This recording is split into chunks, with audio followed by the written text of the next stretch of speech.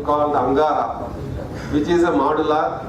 You can use the same module, replicate around like the.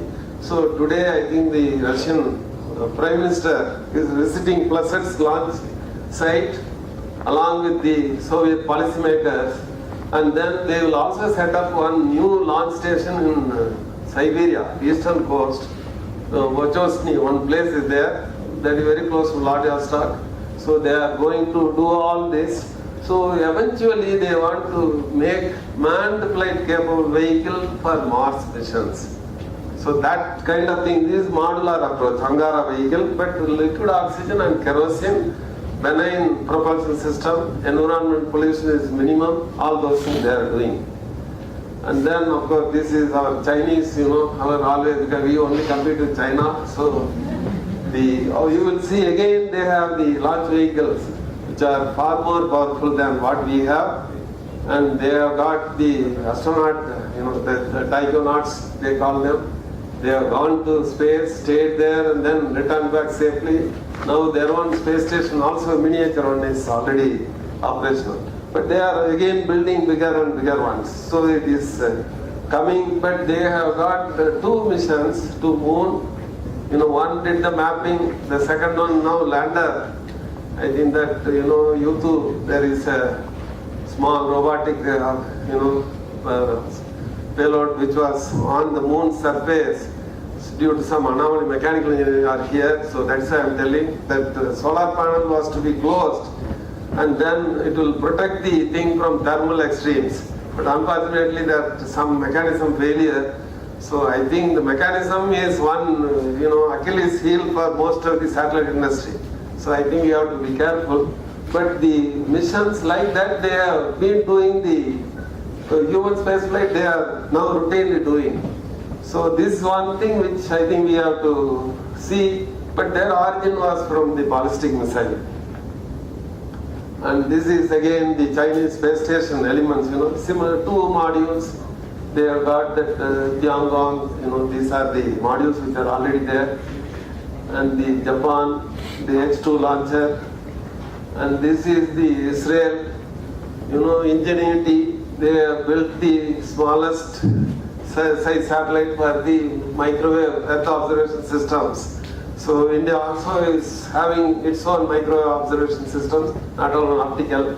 But this gave us some, we actually collaborated with them for building some other things and launching for a price. It was not given free launch.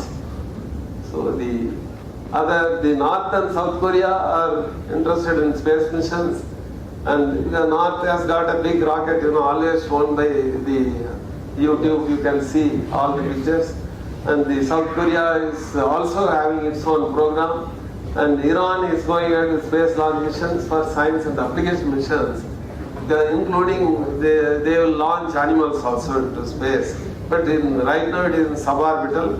100 kg class satellite, they have got 2 or 3 of them ready. Anytime I think it will be launched by them. And world over, 1,050 space missions planned in the next 10 years. World over, 1,050. We said 58 from India, so it's a small share but decent. And the other, about $400 billion is the outlay.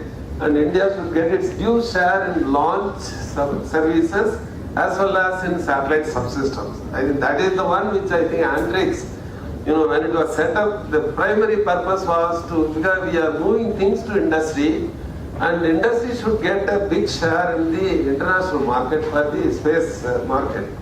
And the space will become tool for effective disaster mitigation efforts, life and property. Because one, damage, whatever happened in US or in India or any other place, I think the recent cyclone in Orissa coast, I think the early warning and all the mitigatory measures saved a lot of property and life. So I think that is something which we'll have to see how this small satellite which we are contemplating will help. And the space debris is the most demanding one. I think this is, it is littered with more than 11 to 14,000 pieces of objects which are all, broken pieces and spent stages and disused, unused satellites, after retirement. They are all in space. So how to do scavenging operation? I think that is one very big problem. Of course, small satellite may not do it, but small satellites should not add to the debris. I think that is the most important. So how do you bring it back also you have to plan.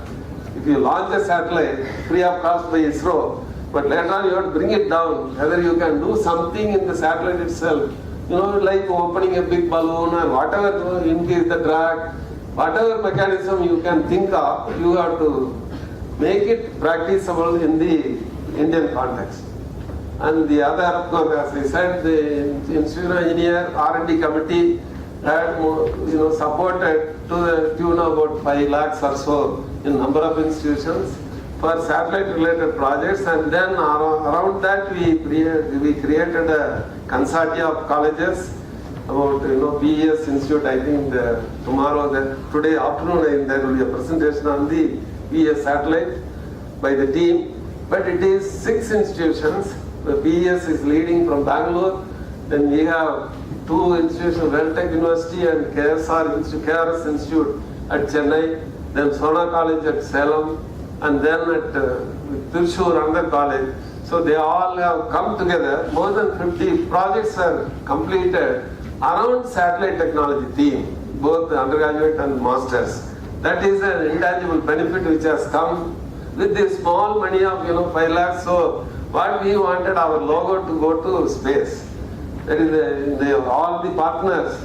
It will also carry the Institutional Engineer logo. So either this year end or next year, we also want to be in space. So that is because part of the largest professional community in the country, internationally also, close to about 700,000 people in engineering, 15 engineering disciplines. So we feel proud that we are able to support through students the smallest possible thing to go to space and also get a name for the both professional organization and also the student community. So that is what I think we have to see. And now the last one, it is your turn now, bring name and fame to B.M.S as well as to India. Okay. All the best. Thank you.